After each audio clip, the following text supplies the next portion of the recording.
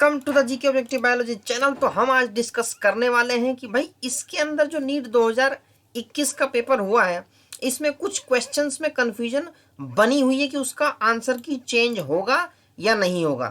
तो मैं बता देता हूँ, ये कोड N3 है लेकिन क्वेश्चन सेम है।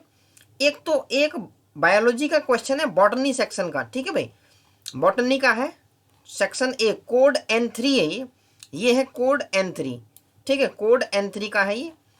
इसमें 105 नंबर है। When gene targeting involving gene amplification is attempted in an individuals tissue to treat a disease it is known as.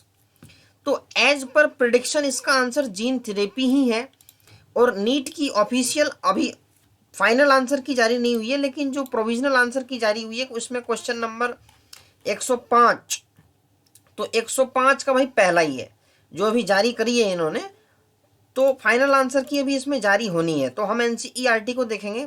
इसमें कुछ बच्चों का कन्फ्यूजन है मॉलिक्यूलर डायग्नोसिस, और कन्फ्यूजन है भी क्योंकि क्वेश्चन उतने अच्छे तरीके से फ्रेम नहीं हुआ, इसलिए इसको लेके कन्फ्यूजन है। क्योंकि मॉलिक्यूलर डायग्नोसिस में ये जो तुम्हारा जीन एम्प्लीफिकेशन है ये वर्ड कंफ्यूज कर रहा है, जीन एम्प्लीफिकेशन।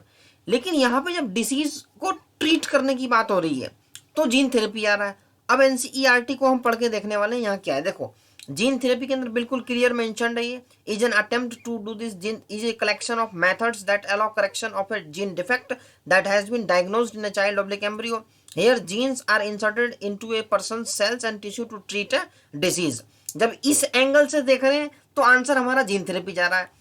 अब उसके नीचे दिया हुआ है मॉलिक्यूलर डायग्नोसिस, तो recombinant DNA technology, polymerase chain reaction and ELISA, ये सब क्या होते हैं कि पैथोजेंस को डिटेक्ट करने में काम आते हैं। और यहाँ नीचे एक लाइन लिखी हुई है, presence of a pathogen, bacteria हो वायरस हो, is normally suspected only when the pathogen has produced a disease symptom. लेकिन अर्ली स्टेज में very low concentration of bacteria और वायरस, ठीक है, can be detected by amplification of their nucleic acid by PCR. तो molecular diagnosis के अंदर amplification of the nucleic acid by PCR ये confuse कर रहा है। तो इसमें पॉसिबिलिटी है कि एनटीए जीन थेरेपी और मॉलिक्यूलर डायग्नोसिस दोनों को आंसर मान ले फाइनल आंसर की में। एक तो ये कंफ्यूजन है 105 ये बॉटनी सेक्शन का, ठीक है भाई। और मैं कंफ्यूजन बता देता हूँ जो मुझे मिले हैं अभी तक। एक ये क्वेश्चन नंबर 53, ये कोड N3 ही है। ये जो तुम्हारा है, which one of the following method can be use to obtain highly pure metal which is liquid at room temperature. तो जो जनरल कंसिडरेशन है और प्रॉपर एनसीईआरटी को अगर हम पढ़ें तो इसमें करेक्ट आंसर आता है तुम्हारा डिस्टिलेशन का। और इसमें एक कंफ्यूजन है जिसके चक्कर से इलेक्ट्रोलाइसिस को भी कुछ बच्चे इसमें मान रहे हैं। तो इसमें क्या कंफ्यूजन है मैं बताता हूँ। पहले तो आंसर की देखेंगे। ये देखो आंसर की है ऑफिशियल, इसमें 53 ऑफिशियल है। 53 में देखो भाई 2, 53 का 2 मतलब ये दे रखा है डिस्टिलेशन। अब मैं एनसीईआरटी को खोलता हूँ। ये इलेक्ट्रोलाइसिस को लेके कंफ्यूजन इसमें क्यों है। एनसीईआरटी ये हमारी खुल चुकी है। देखो भाई डिस्टिलेशन ये डिफाइनिंग 6.7, ठीक है, ये पेज नंबर कितना है नीचे की तरफ दिया होगा, पेज नंबर 164 मेटलर्जी वाले टॉपिक से। तो this is very useful for low boiling metals like zinc and mercury के लिए। The impure metal is evaporated to obtain a pure metal as distillate. तो ये तो क्लियर हो गया। लेकिन यहाँ देखो जिंक का दे रखा है, ये जिंक को हम प्यूरिफाई करेंगे। और इसके नीचे ही जस्ट इलेक्ट्रोलाइटिक रिफाइनिंग, इलेक्ट्रोलाइसिस का दिया हुआ है। तो यहाँ पे जिंक में ऑल्सो भी रिफाइंड दिस वे। अब जिंक को इस तरीके से भी कर सकते हैं। तो इसको लेके ये इलेक्ट्रोलाइसिस वाला जो मेथड है इससे कंफ्यूजन बनी हुई है। लेकिन इसमें मोस्ट प्रोबेबल जो आंसर जा रहा है वो डिस्टिलेशन का ही है। लेकिन कुछ बच्चों को कंफ्यूजन है तो there is very less probability, हालांकि फाइनल आंसर की तक हमें वेट करना होगा। एक है भाई क्वेश्चन नंबर 81, क्वेश्चन नंबर 81, उसमें क्या कंफ्यूजन है। हाँ जी, the maximum temperature that can be achieved in blast furnace is.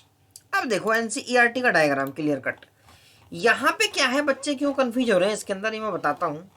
ये जो डायग्राम दिया हुआ है तुम्हारा ब्लास्ट फर्नेस का, इस डायग्राम में तो तुम्हारा 2170 है, ठीक है, और ये कह रहे हैं कि कोई भी इसके अंदर ऑप्शन नहीं है। लेकिन आप अगर आप ये थ्योरी पढ़ोगे तो यहाँ क्लियर कट लिखा हुआ है कि a blast furnace is hot air, ठीक है, clear cut, and to give temperature up to about 2200 kelvin. ये देखो क्लियर कट यहाँ पे 2200 केल्विन मेंशन्ड है, ठीक है जी। तो इसलिए इसमें आंसर आ जाएगा हमारा 2200 केल्विन।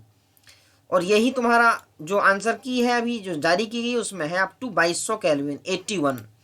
तो 81 का अगर मैं देखूं नीचे तो 81 का 1, ठीक है भाई, 81 का 1, तो इसकी भी चेंज होने की प्रोबेबिलिटी बहुत कम है। और अगर किसी और क्वेश्चन में भी कंफ्यूजन है तो प्लीज़ सजेस्ट करें, उसको भी देखा जाएगा। मेरे को 3 ही क्वेश्चन मिले हैं जिसमें कंफ्यूजन की संभावना है, तो मोस्ट प्रोबेबली इसमें दोनों ऑप्शन हो सकते हैं, लेकिन बोनस वोनस का कोई पंगा नहीं है।